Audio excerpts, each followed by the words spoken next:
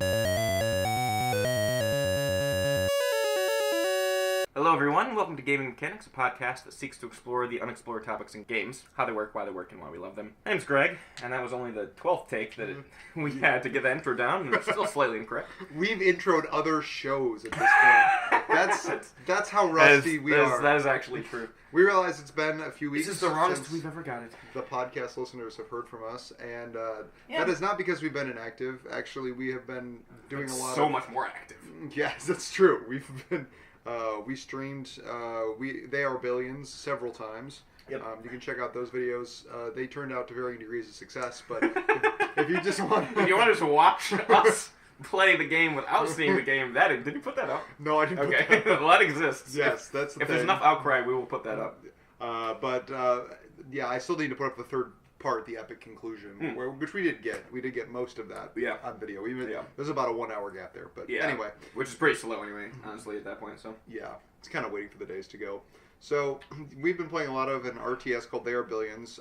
Listeners will remember that last time we recorded, we did UI, and I think that was at least for me, that was part of the impetus of like, hey, I want to play an RTS that has like a complicated UI and just kind of, see how they manage the complexities of that. Well, we talked about that, right? Was that RTS's UIs tended to be having to be some of the most complex UIs for the amount of information that had to be conveyed in real time. Right.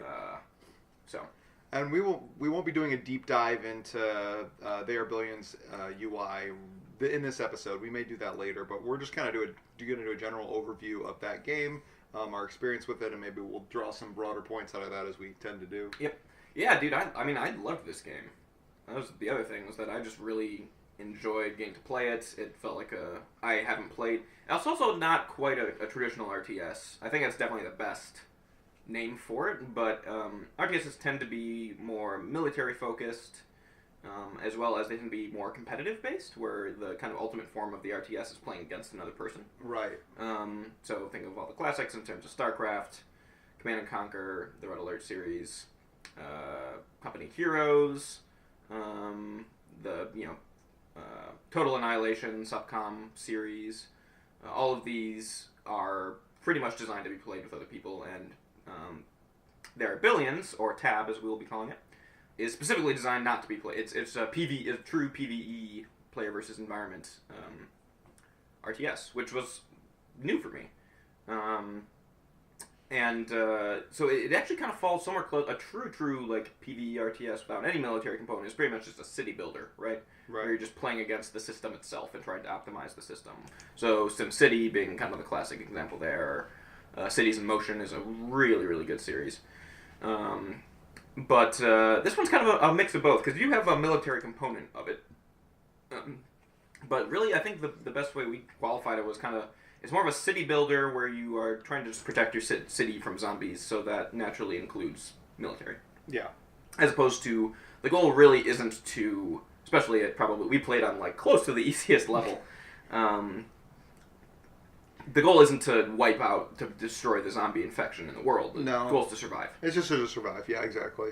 And if you're looking for a lot of like military complexity, I would say that this game's pretty light on that. Oh no, Lord no. Right, like there's not a lot of tactics and strategies. There's a few. It's like basic kiting, I guess. The idea of being able to shoot something and then move and shoot again. Right, a little bit of micro, but it's not... Oh, past that? No. Yeah. I mean, there's 6 military units, 3 of which you don't reach until the very tail end of the game. Right. Well, Mass majority of the game, you literally have 3 units you can build.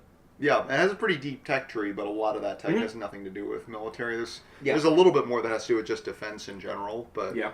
But yeah, so the pacing of the game, so it's interesting, just even so, like we said, it's entirely survival-based. And the way that it's not a traditional difficulty system, too, which I actually liked in retrospect. We've talked about difficulty before being difficult to...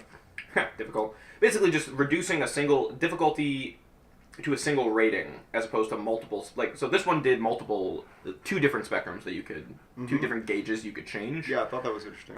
Which I don't know, it seems like that would be a good idea for difficult, like just making more options to include difficulty changes instead of just like these 4 categories that then changes and tweaks a bunch of different things. Right, which and a lot of times ends up just being health, right? Right. But at least this way you know what you're tweaking. I Mhm. do like that. And for a game that's specifically about PvE, it makes more sense that you'd have more control over, the difficulty rating of the game. That's true. Yeah, definitely Because it it has to leads be. to more replayability Yeah. because you can, try challenge yourself in different ways. Right. Like you can make it so that you're in a really hard map, or you can make it so that the zombies come a lot faster at you, or Yep. whatever. Yep. Oh yeah, so I mean, there were actually really 3 axes of difficulty, one of which we hadn't really unlocked, because you start with, I think there's 4 maps, and you start with only one, and the idea is that you have to unlock the other ones by being victorious on each subsequent map. And also the games, even at like kind of quicker speed, the games are, almost 3 hours? They're long, so I actually took the time to Oh, did you? gauge how long a day was. Mhm. It's about a minute and a half per day. Okay. So yeah. on a 150 day Right. game, you're talking about 3 hours. And that's if you let it play straight. And another huge mechanic is being able to pause the game at any point. Yeah, well, that's probably gonna be more like 4 hours. But then that's just like with letting it run. Right. But yeah, you're right. Yeah. So that is another caveat with like the real time strategy Yeah, sure. designation is like Yeah. it's like soft real time, I guess Yeah, if you want to yeah. call it that. Which I think is interesting. I really want to play Acron because they mess with the real timeness Yeah. of RTSs. But so this allows you for you Mess to with pause the the game. space time of RTS is actually more. Yeah, they mess with everything. Yeah. But so Acron is a game where it's an RTS where you can time travel, but you can check it out. But Yeah. so you can pause at any time, and this is a main mechanic of the game. This is not like a crutch. Yeah. This is like the game as it was meant to be played. Now I find it interesting that there's Steam achievements for playing in a pauseless game, but there's Right. also the vast majority of anyone streaming this game on Twitch are playing pauseless. Are they? Yeah. Yeah, which I think is not surprising, but I think it speaks to the game is already like at a slow enough pace that trying to sit through even like our 3-part recording, which is like multiple hours long. Yeah. I imagine that a lot of people would fast forward through some of the slow parts. I probably would because Yeah. it's not a very fast-paced game, especially if you're pausing a lot. Even without pausing, it's punctuated by periods of really high intensity. Yeah. But most of the game, there's not a lot happening. Oh yeah, and you can even see that when there's a significant amount of time, even when the game is running, where we're just waiting for a resource to turn over so we can do the thing we want to do. Right. Right. And there's multiple times. Yeah. I mean, it'd be interesting. That would be a good hubris tool, but adding a speed up function too, like a 1.25 or 1.5. I think that would be a speed, huge... Because one, that'd be deeply punishing if you miss a single. And we'll talk about this a little bit more probably later. But the level of punishment mechanic took us by surprise at first in terms of the level of difficulty. Maybe not even level of difficulty, just the amount of if you let even one tiny thing slip, that is complete and total failure, Yep. and you have to restart. And we'll get to the save function too. I want to talk about that. Yes. Because that's an interesting. It's an interesting and Interesting thing. quite brutal choice. Yeah. Because so spoilers for later in the podcast, I guess. But yeah, this is probably better termed a soft RTS roguelike city builder. I don't know. No, seriously, that seems more. And I think I do like what you said about like the RTS function of a true another layer of difficulty would be that specifically removing the pause ability from yourself to play it straight through. Because you're right, the game definitely seems to be intended to be able to be played paused. In fact, there's even mechanics where it's a giant button on the Yeah. screen. Yeah. It's not like an Yeah. obscure feature. well, and there's even things where if you start a building and cancel it while it's paused, you don't lose the resources for the building. But if you're playing it, if time is moving and you build a building and then cancel it while it's still building, You but lose time the is moving, resources. you actually lose 50% of the resources like normal. Right. So it definitely was built to be paused. And I wonder too if part of what we were talking about earlier with the difficulty settings. One of the difficulty settings is not kind of the amount of health or the amount of zombies, but it's actually the time that you have to survive. And interestingly enough, they made it so the longer you survive is actually easier. So they take the same exact amount of events that would happen, the same number of zombies that would be attacking in hordes, and they just spread it out longer so you have more time between them to prepare. Right. So 150-day survival is actually a lot easier than an 80-day survival. Right. Because the intensity of the 80, it's literally almost you have half the time to prepare in an Between 80-day every survival. wave. Yeah. And you're still getting the exact same amount of attacks. Zombies. So we also played at the longest possible setting, I think. Right. With We a were- slightly more difficult zombie rating. We were 2 from the bottom on the zombie rating. I think we were at the bottom on the days, right? Yeah, I think so. 150 was the easiest. Yeah, was the max amount of days you could have. So all that to say, there is a potential that we're playing 80. Even the streamers who were doing, they were probably doing it all at max, like 800%. Yeah, it was 800%. And they still weren't pausing. Yeah, they were pauseless at 800%. Nice. And you know what? I kind of believe that because I will say I feel like a little bit of the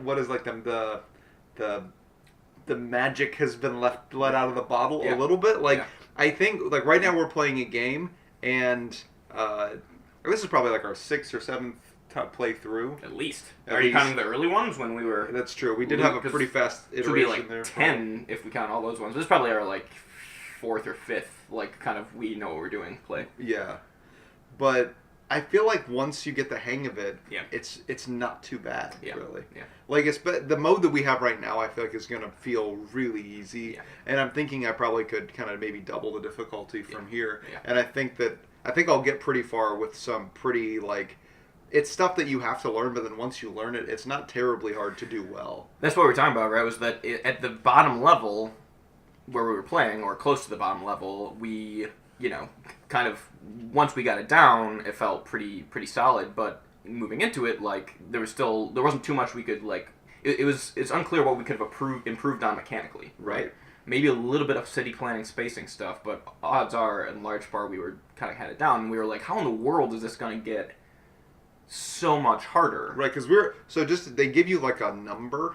Right, to a multiplier, basically, for your score. Right, so we were playing at 22% of our base score, right? So whatever take our base score, we would get 22% of that as like our official score for that playthrough. Right. Now you can play at settings as high as 800%. Right, that's everything which maxed. Sounds like it is 40 times harder than what we did. And there's no possible way to do that. Right, it's actually. Like that would be just, I can't even imagine what that would look like. So that's an interesting thing, right? That the base game itself, once kind of learned, seems to be the main difficulty spike, and then past that, the difficulty areas actually, I mean, like you said, it probably would be there's probably a little bit of luck to it.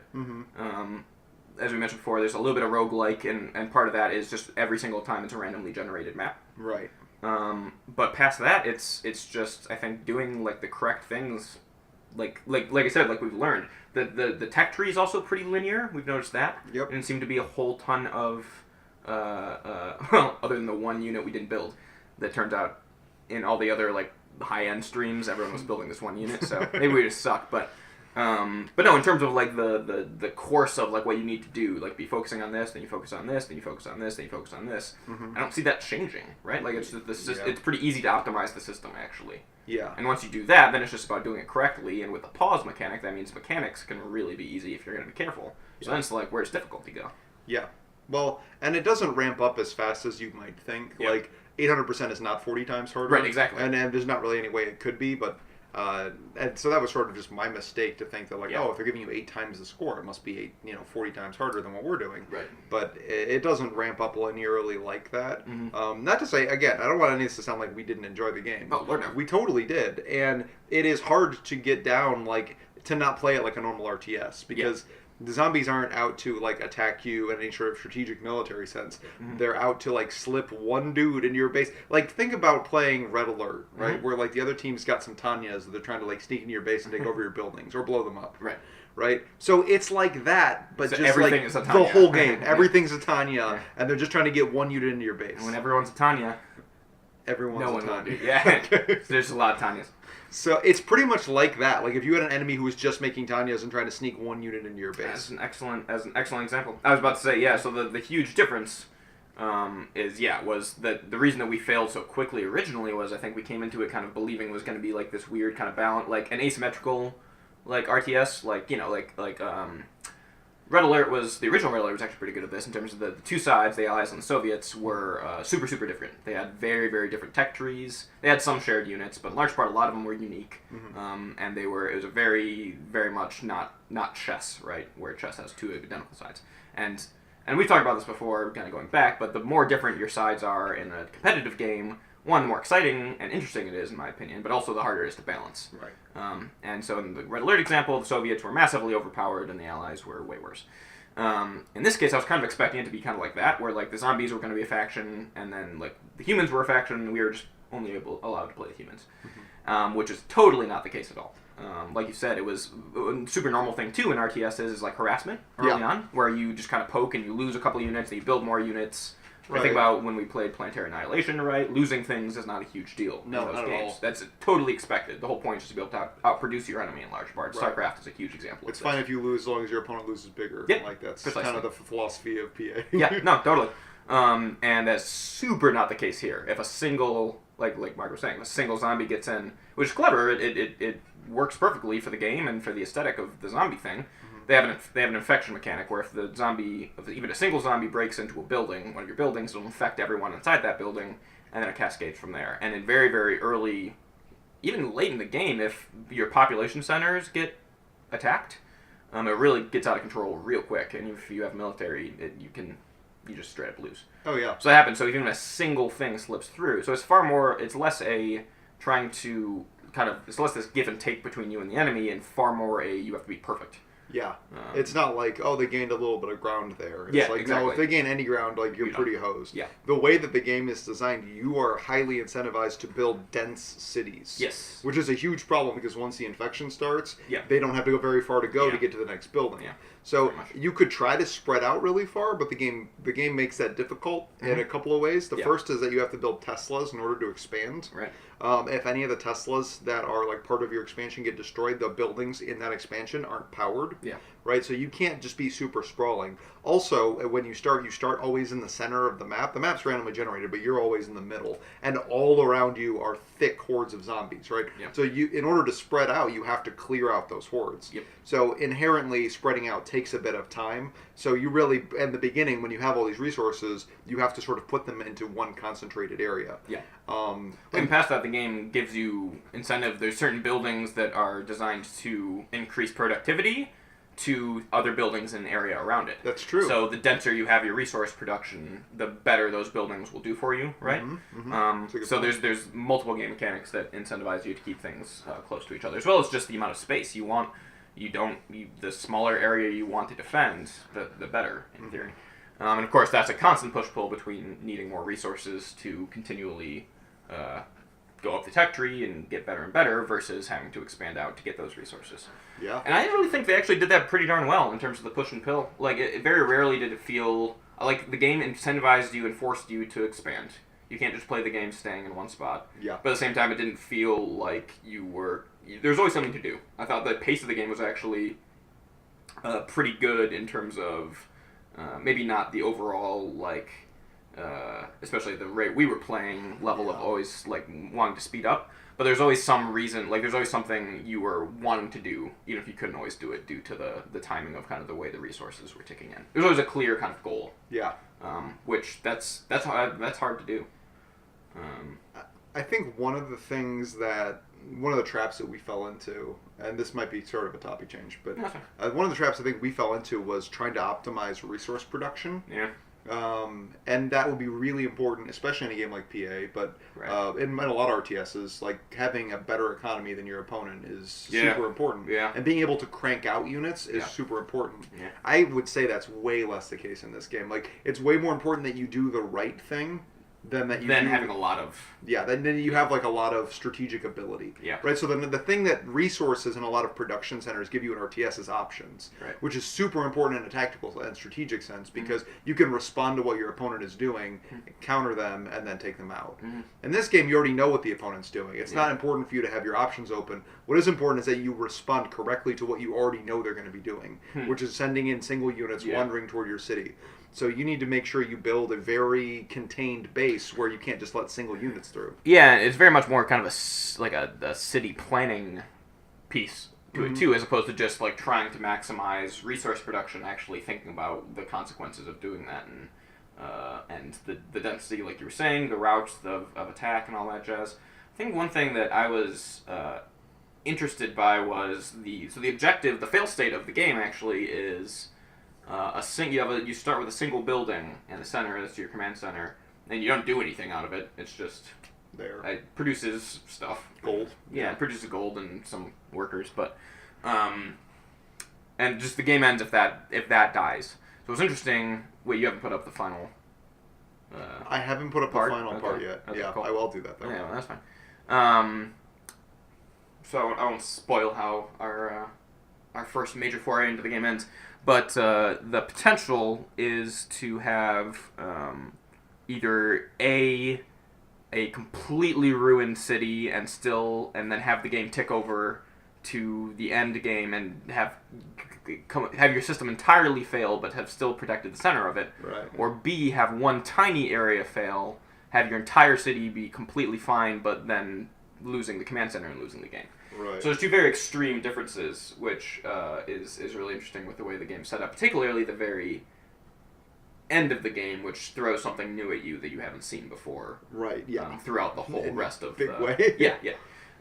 So that's an interesting, as opposed to, again, the norm for most RTSs is you lose all your some of them are all your resource or all your unit production buildings, or StarCraft is literally everything on the map you have to destroy. Yeah, classically. Yep. With some, if you lose a certain number of buildings, then it'll show every single unit on the map to your opponent. That's how it works in multiplayer. So if you lose all of your command centers, then you have a minute to rebuild the command center, or you're 100% real to the enemy. So that incentivizes that way. But same thing. I mean, Command and Conquer and Red Alert were notorious for that, particularly in the early levels of the series, where you could have a single infantryman hiding behind a tree and not allow your opponent to win if they couldn't find it. But anyway, all that to say, this one is not like that at all. So that again is another level of kind of what you're talking about in terms of, instead of just the natural kind of inclination to build more and expand more, actually doing that with a super goal-directed, because in this case you have a super, super simple goal, which is keep this one building alive. Yep. I don't think we necessarily thought like that. No. I think it was far more keep everything alive and keep the system processing in the way that, and of course that's what it needs to do, but for the very last part, that's actually not the goal at all. You don't give a crap about your system.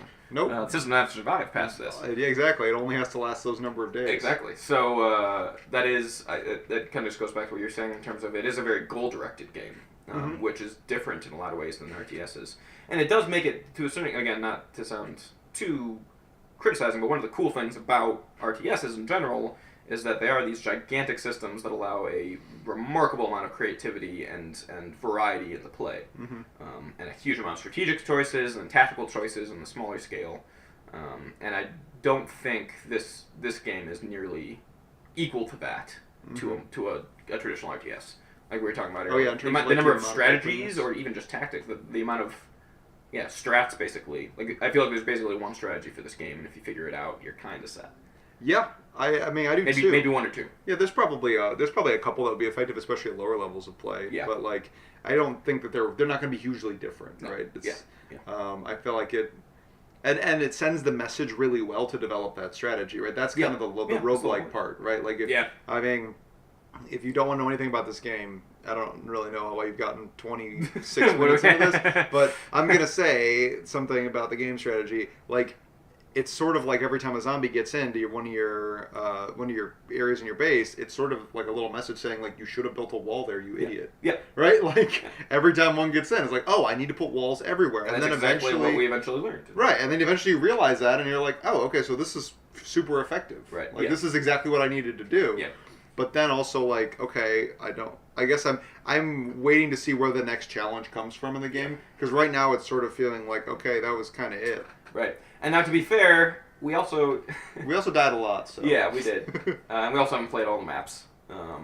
But so anyway, this is an interesting conversation though as well, in terms of the game's done a really good job at teaching us how to beat it, and like really without any tutorial. That was another part. We had zero tutorial in this game. Yeah, actually, intimidatingly, no very much tutorial. so, yeah. Like they didn't tell us what we had to read all the tooltips. Well, all the tooltips were good, to be fair, but yeah, They were, but we had to read them. You're right. Yeah, every single one, because we didn't know what anything did. And we didn't know any.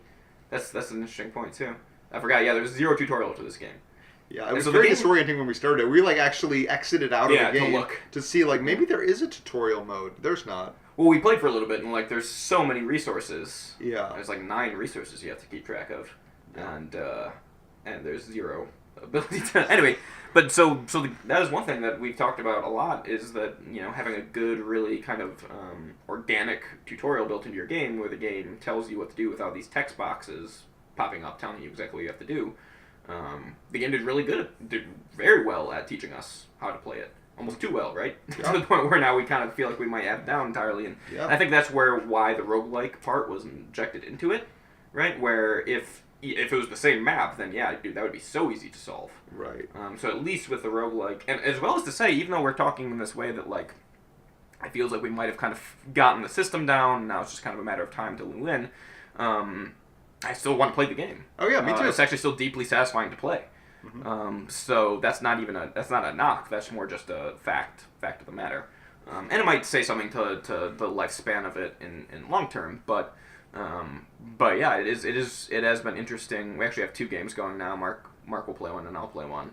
And I'm interested to see how that turns out. But also just even having started multiple games now, seeing and surviving more than 5 minutes to get to see the map. Yeah. Seeing the ways the different map portions, will affect the way you play has been fun.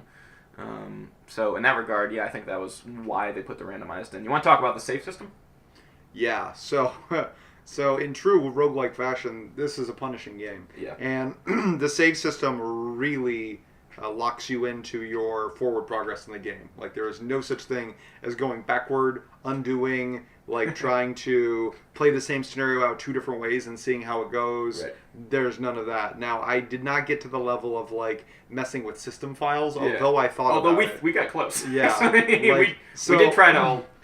At one point, this is how brutal the save system is. Yeah. At one point, we Alt F4'd out of a game just because we knew we something was lost, gonna- and we wanted to go back and figure out what we did wrong, and we wanted Yeah. to see if the game would let us resume if we just hit Alt F4. Because it hadn't given us. Sometimes it'll pop up and actually say auto-saving, Right. which at seemingly random times, although it usually is after something bad has happened. Yeah, it does seem to weirdly coincide with when Yeah. when bad things are But happening. anyway, that hadn't happened, so we were like, okay, maybe if we.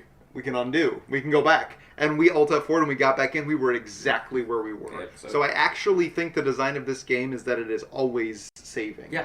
And so the only time it ever actually shows you a save screen is when it can't keep up with the save rates and it has to pause maybe that's the what it game. is. Yep. So I'm makes pretty sense. sure that there literally is no such thing as going backward in tab. Nope. So that's particularly brutal because, like I said, you might want to experiment and try the same scenario a few different ways, especially given the randomness. Right. But they really want you to play the game in a random way and to learn that way. And to be honest with you, it's a more effective way of learning. So it's interesting, and this is going to be a little bit of a tangent, but I know where you're going with that. I think learning is a fairly interesting topic. It's going to teach you the game itself, not the scenario that you're going back to do, right? Yes. Yeah. So when you're learning an instrument, an interesting thing happens where your perceived competence goes up a lot faster if you just play the same piece over and over again, because you get a lot better at playing, the entertainer or whatever piece you're playing. And Which one's that? it's Like the ice cream that's the song? ice cream song. Yeah. Everyone knows that. So you'll get better at playing the entertainer, but you actually won't get good at playing piano as quickly as you would if you were switching out pieces. Get good. Right? G-I-T. Get good at the piano. At piano, yeah. So if you switch out pieces frequently, you'll get better at piano in general a lot faster, but you will feel like you're a lot worse at piano. And so there's a sweet spot where, like, yes, perceived competence is important because it encourages people to keep going, but if you actually want someone to get good at piano, you do have to challenge them and switch music pieces up. So this is, part of the challenge of being a music teacher. I don't really pretend to know all the ins and outs of that. I'm actually literally doing that right now. I have a patient who I'm doing music with, and I'm teaching him guitar, and he just wants to learn Stairway to Heaven. Yeah. Which is a classic first intro. And it actually is doable for a novice to figure out. It mechanically, it's actually not that hard, that lick. And it is the worst idea in the world because it teaches you absolutely nothing about guitar. Right. And then you feel, yeah, exactly, precisely. As well as it is, it's really cool and it's brilliant, but it is entirely, it'll take a little bit to teach, and then you can do exactly one thing and only one thing, and that is play that lick, and then you've wasted 3 lessons. To get almost no progress, as opposed to the really boring, and it sucks because, dude, learning instruments does suck, actually. It's very hard. Because you just have to do the worst, most boring junk for a long time before you can even begin to sound good in this way. But so yeah, like just practicing strumming without even a chord on it, dude. Just the open 6 strings. To strum. Up, down, down, up, down, down, up, down, down, up, down, up, up, down, up, down, up. That's it. That's the trick. Or doing that and then putting on a chord switch. So G to C to G to C to G, like that's it. Yeah. And that's how you play guitar. Down. And it sucks. And it's so less sexy, and people don't understand that and don't want to, and they feel like you're not teaching them anything because this is boring. I can do this at home. But it's like, yeah, that's the other big thing is that you don't learn. Is an instrument tangent at this point, but that's all right. But no, you don't learn an instrument in lessons. Also, by the way, you learn it at home. Right. The lesson, if you're only coming in playing for an hour a week, you're never going to learn it. Oh, the whole point is for a lesson, which I think another thing people don't understand is to give you the tools to be able to learn the instrument. It's not the other way around. It's more like troubleshooting and like just kind of more like instruction, teaching you how to keep going further in your free time. Yeah. Or why, if you're doing something that's hard and doing something harder than it has to be, then correcting that. But anyway, so very similar with so it's clear. Yeah, so it's clear that one of the reasons why they don't want you to be doing this backward progress or going back and replaying the same scenario. They don't want you to get stuck in the particulars of a given scenario. There's a bigger picture they want you to focus on, which is how to play the game in general. Right. And that if you're losing, then you're not thinking correctly about the game as it presents itself. Yeah. It isn't that you messed up this one map. It was that if you were, and in fact, it appears to be the case actually. So that to their credit, that if you learn the system that works for this game, that you won't run into these issues. Yeah, and I think specifically too, even the idea like you can't, because I was thinking, okay, fine. What if that learning can be facilitated by going back? But I don't think it could, because in that case, by the time you know that you're going to be losing, you can only really work with the resources you have, right? Like with the speed that the zombies come once a wave comes. You really can't build too many things. You just kind of have to either reallocate or that's it. I mean, you can build a few things, but really not much, particularly towards the end. So at that point, it would literally just be this super specific single scenario. How could I have relocated these resources that I had in this case better? Right. But to really actually learn how to have gotten to the point where you didn't need to do that in the way that you had, then you have to go back farther, and then maybe a little bit farther from there, and then farther, and at which point it just becomes play the game again. Play the game again, and get it right from the first time. So I think you're actually right. That does actually incentivize a better type of learning for the game than getting a single scenario down, as well as it pushes a true victory into a lot. I don't know. It's more punishing. It's less forgiving, basically, in terms of if you win, you've won. There's no way to cheat, basically. There's no way to make it easier. There's no way to get around the system. Every victory is satisfying in that way, and I think that's a really cool thing that they built in, and that is very much in true roguelike form, right? Like they want beating the game to feel like an accomplishment. And that's another piece of something I feel like a lot of modern games, a lot of criticism has been sent towards modern games in terms of the not quite respecting your players or just making victory kind of a foregone conclusion. Yeah, too much hand-holding. Yeah. They definitely don't do that. Nope, not even a little bit, They actually. appear to be on the opposite end of that spectrum. On the other direction. But honestly, and it kept us playing, though. It wasn't enough, it wasn't quite entering that Dark Souls realm where it can very easily turn people off. Because I feel like every single time, I think we did learn, like you said, the game did a good job of teaching us what we did wrong. So every time we rebooted, we had a goal in mind in terms of trying to do something better than we had before, as opposed to kind of the way that you stop playing games is when you give the player a challenge that they don't know what else to do to overcome. Right. Or it's unclear of what needs to be worked on in order to get it, where it feels unfair. And this game has never felt unfair to me. Yeah, no, I mean, we were surprised at a few points, but that's true. But no, I don't think it felt unfair. I will say that the iteration time is quite long for your average person to invest in, right? So they do want you to play this game a lot, and it seems pretty clear that they want you to sort of iterate on your strategy and figure out how you want to build your city even from the very beginning in order to make it to win. But it takes, like I said, back of the envelope calculation, 4 hours minimum. Between 2 and 4 hours, depending on how many days you wanna set your waves to come in. So like the lowest setting I think is 80 days. And at 80 days, no pause, at a minute and a half per day, you're looking at 120 minutes, and that's 2 hours. Yeah. So and that's once you're already pretty good at the game because you're playing on the hardest settings. Yeah. So at that point, you shouldn't need to do as much iterating. But just when the beginning, when you're trying to learn a game, it's a pretty steep learning curve in terms of time. Yeah, that's a good point. Particularly in terms of, like you said, the incentive of the game itself is to be played many times, but the individual unit of time is a lot. Right.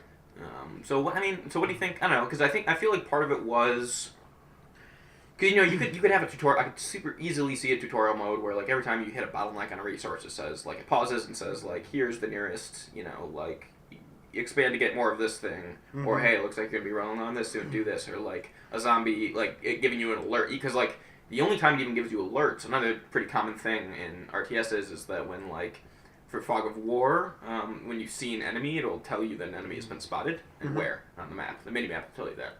It's not the case. The only time that happens is these periodic giant hordes of zombies will come in. But the normal kind of zombies that are just on the map permanently and will trickle towards you will give you zero inclination indication of when that zombie's coming. Yeah. So it'd be really easy for a tutorial mode to be like, hey, there's a zombie coming to like forge up this area of your defenses. Otherwise, you might get attacked. And that would reduce the amount of it. That could be like your first game would teach you a lot of these things that we had to learn over multiple iterations.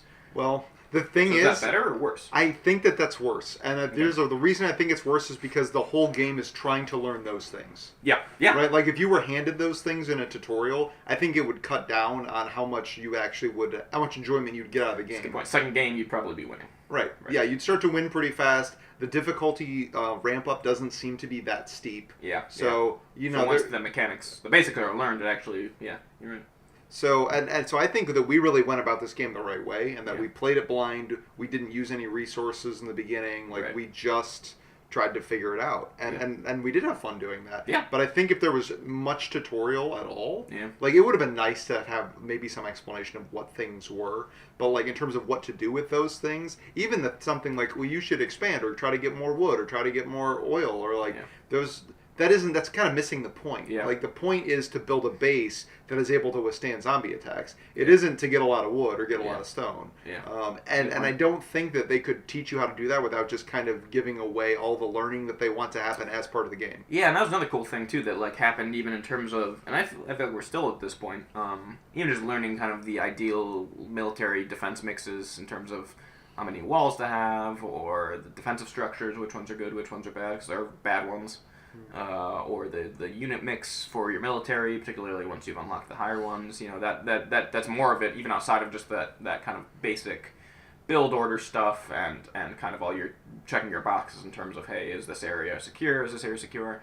Now we're kind of at the point where it's more, learning, hey, we cheat a little bit by beginning to watch. We didn't watch any YouTube or anything about the game for the first 4 or 5 games we played it. Right. Now we kind of looked a little bit, but part of it would be beginning to get down hey, how many soldiers, how many snipers, to how many walls, to how many later game, and that's another piece I think of the learning was we built one of every unit and we watched as we didn't get a whole lot of use out of our Lucifers, so we decided those probably weren't worth it, and the Titans were really expensive, and which wonders to build and in what order. Or if we even needed those, because they're such a gigantic resource sink, but at the same time, if you didn't got the victory points. Right, exactly. So I feel like there's that learning portion is layers, Oh, yeah. It's not even, even if we feel like we kind of got the basics down now, there are layers of maybe late game, which we haven't been in as much. Yep, that's true. And as well as some unit mixing stuff, which just makes me want to play more. So that's successful there. I do see that after that, I don't know what else is left. Well, and so I would say this is one of the reasons why knowledge tanks this game quicker than other games. Mm-hmm. The reason is there's almost no mechanical execution skill required. Good call. Right? Because you can pause the game at any point, it's not like StarCraft where you have to get good about jumping around to different parts of the map really quickly using, camera hotkeys and microing 3 or 4 units while also trying to manage a base. That is hard just from a moving your hands the right way standpoint. Yep. And that way it's hard playing piano is hard. Yeah. But because you can stop this game at any point, once you know where the space bar is, you can have as much. Don't say this is mechanically easy, Mark, until you can find the space bar 9 times out of 10.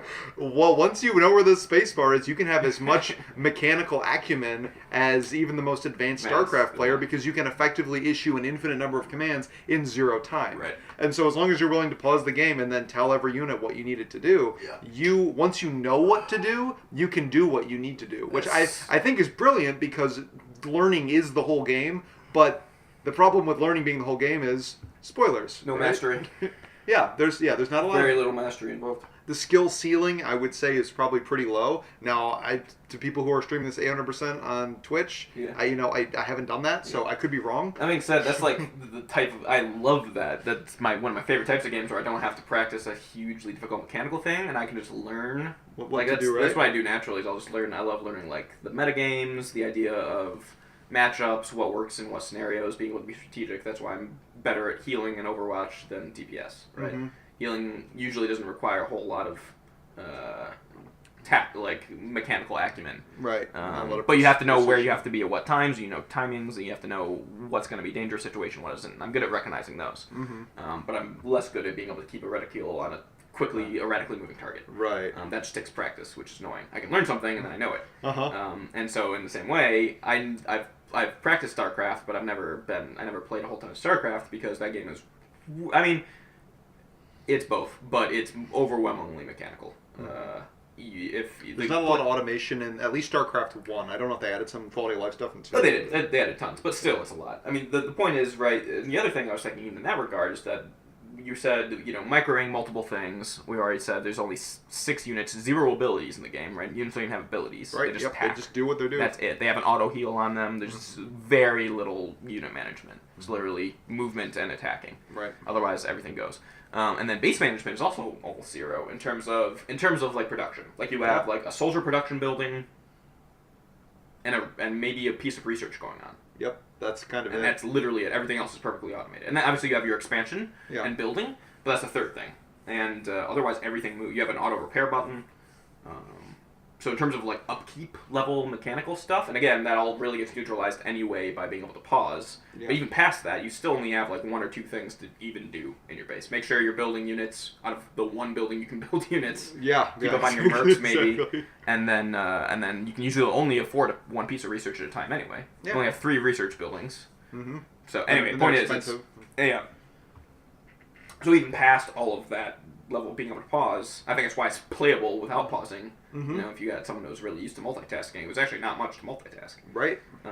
So anyway, all this to say, I think I just figured out why I like this game so much, because I can just learn it, as opposed to having to be really, really good at moving stuff. Yeah. You don't have to have quick reaction time, nothing like that. Other than hitting the spacebar, man. You gotta react and the second you see a little red thing happen on the mini map, you hit the damn spacebar. If that voice says anything, you hit the spacebar. Yeah, that's true. No, literally. That was the other thing. So let's get into, we got a little bit of time. I want to talk about just some UI stuff that isn't the best? Sure, yes, we can do that. Yeah. Okay, where to even start with this? Yeah. Let's talk about, so centering the camera. Camera control is really important in an RTS, because your expansions are usually cover more than 1 screen, except for in the very early game. Yep. And so you want to check out different parts of your base. Yes. So it's not unusual to have, like, areas that you've saved that you can sort of snap the camera to, or to be able to pick a unit and sort of snap the camera to that unit. None of that functionality is in Tab right now. Now, they may patch it or something, but I missed that on a number of occasions. Being able to select a unit and then, either lock the camera to follow them around the map, that would have been cool. Yep. Just being able to hit a key and have this camera center on them. If they're like behind a building or something, it can be easy to like select units and then not actually know where they are. Yeah, very often. Especially if you're zoomed out, which does seem to be the way to play this game, because it is so like high level city planning. I don't really know why they start the camera so zoomed in, but you can zoom out, and that's really more how you probably should play the game from a strategic standpoint. But it's a lot harder to see the units and what they are, because like there's no symbols. So in some RTSs, they'll replace once you get far enough zoomed out that you can't see the detail of the character models, they'll replace the model with a symbol so you know what you're looking at. Right. And there isn't any of that in this game. Yep. And the models aren't like exaggeratedly different enough, with the exception of, I would say, some of the mech units. are pretty different. But it's easy to lose track of what things are and where things are. Absolutely. And I will say, even just going back to the zooming thing for a second, the only time I ever really zoomed, outside of just for the pure aesthetic enjoyment, which It's good. Another side note was way more detail. It's kind of unfortunate, actually, because a lot of the unit models and the animations were actually really, really good. Or far better than they had to be, at least. And I think there's that's a surprising amount of detail in those that unless you really look for, you will never see. Because you're going to be zoomed out, and that's a better way to play it. But I was going to say, oh, sorry, you had something. I was just going to say, it's kind of, I think there was probably an unfortunate tension even amongst the developers of like, man, these look really good, but like, it doesn't make too much sense to play this so zoomed in. Yeah. So we're going to start with it really zoomed in and hope people. Yeah, no, so that was, but anyway, outside of doing that, just for the pure aesthetic, in terms of gameplay, the only reason I ever zoomed in was because I wanted to select something that I couldn't select. Because it's very unclear where the unit models begin and end. They're very small. They're very similar. Like I said, outside of pretty much one mech unit, which is a big mech, most of them are just humanoid sized, which are the exact same size as everything else. Mm-hmm. So that's very difficult. There was another level of it being in 3D, but not having any camera rotation ability. Yeah. Which was annoying, especially in terms of a game with a lot of walls. And mountains. Mm-hmm. Yeah, a lot of ridges and things, or just tons of units together, and that's kind of one of the main things, too, with your military, is very often you would want to select something. Sometimes I could literally not select something because other units were in front of it. Yeah. Which, in that pause kind of mechanic, is really frustrating because you can't in real time move it, and then, especially if you have to do it quickly. That's true. So I think that was a big one. The only, like Mark was saying, to center the camera onto something is to assign it a hotkey, which isn't horrible in terms of once you get later in the game and you pretty much just have stuff in hotkeys, but certainly early in the game is really annoying because, if you've selected a unit, you can't find them again.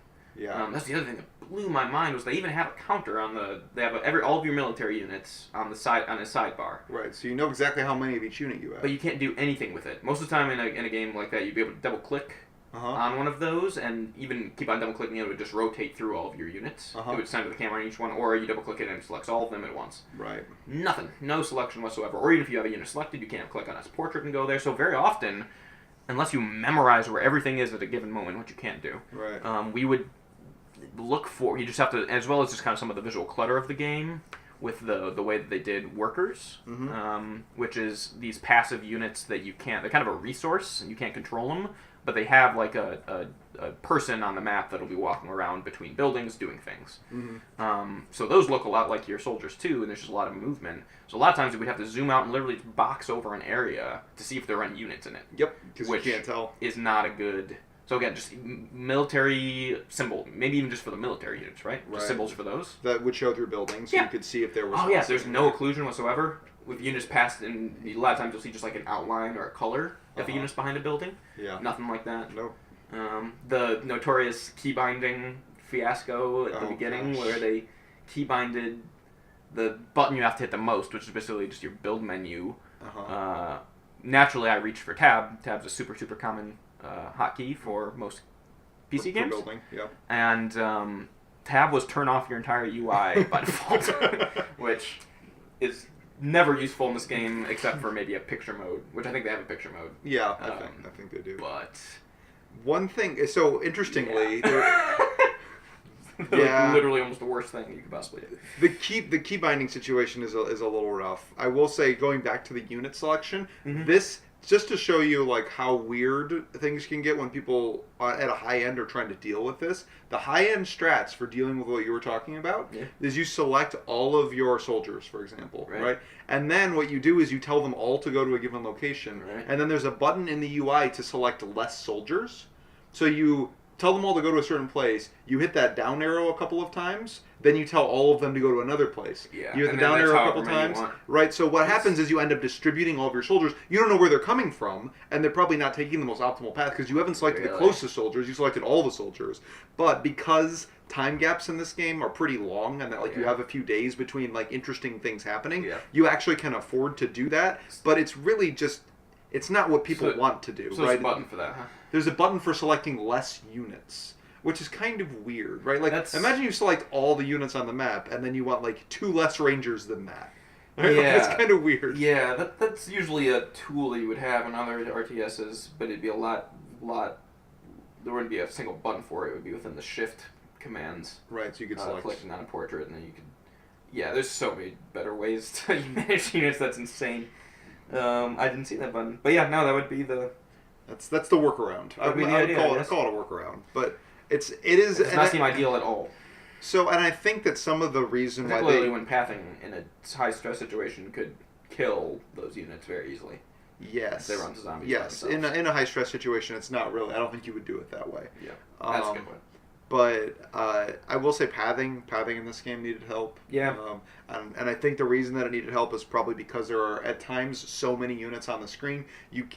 Classically in an RTS, the most computationally expensive part is the pathing algorithm. PA had many iterations of their pathing update, and they've gotten a lot better at it, but pathing across the sphere especially can be difficult. Yeah, that's a good point. But when you have billions of, well, it's not billions of units. I know it's called they are billions, but thousands of units on a screen. Pathing can get expensive, especially when they're sort of all wandering idly. Yeah. Especially at the end there, your CPU was overwhelmed. Oh yeah, no, we were slowing down. We even turned the graphics settings down. It didn't really help. Wasn't it? So it must have been the. I think it was CPU bound, which typically is what you would access for doing pathing like that. Okay. I mean, there would be GPU optimization because every unit has its own pathing. But anyway. Now, to be fair, they did put a nice quality of life thing in terms of the building management, where they would not allow you to build something that would block off access. Yeah. So there's always kind of. It would only. But that happened a couple times where we got units stuck. Yeah, we actually did block off access. So I think that was more for like the workers, like the passive. Oh sure. Way that it went, as opposed to because there were several times units. where we had to demolish a couple buildings to actually get our dudes where we wanted them to go, as well as just again the density and the lack of. I'd say even like a pathable, like they have a filter on for showing you like where forests, water, and mountains are. Yeah. Which actually isn't horrible. If they had that filter where you just be what's pathable, that would have been super helpful. Yeah. To be able to turn that on, because it's a grid. Like they have the grid, I have all of the tools needed. It would be really easy to probably implement this feature I'm talking about. But to just show what is buildable, what isn't, and then what's pathable and what isn't. Would be probably really helpful in terms of, because there can be times where it's technically pathable, but it requires your unit to like go outside your base and go like 270 degrees around and counterclockwise to get to the place that you could just if you demolished one little building, you could get them through immediately. So that would be super helpful for some of that stuff, as well as particularly in terms of like when they don't give you too much advance of a zombie horde coming, and you really do only have enough time to really send your units like one place. Yeah. So it actually does matter. Wow, it's really coming down up there, man. I thought it was going to slow down, but it's like... Yeah, it's snowing here in Ann Arbor. Got blizzard up here in the Midwest. Even just showing like what paths units would take to place something, that might be helpful. God, the number of times you... clicked and nothing happened. Yeah, that, or just like, remember when you're trying to set patrols and it was super unclear? Yeah, the patrols were... Soul System was going for. I will say, I feel like we need to say some good stuff, because I feel like we've just been poking holes at the end here, but... That's true. I mean, we've only been doing it for 10... We had 45 minutes of good stuff, and then 10 minutes. But yeah, you're right, we're almost done here.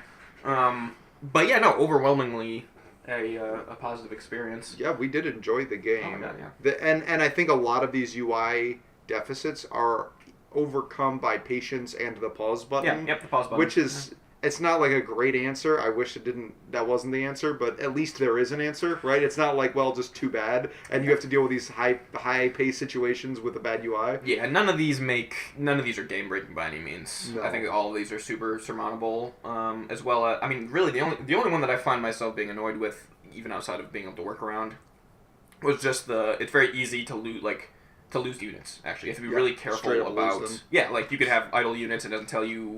Whoa. Snow just fine. Yeah.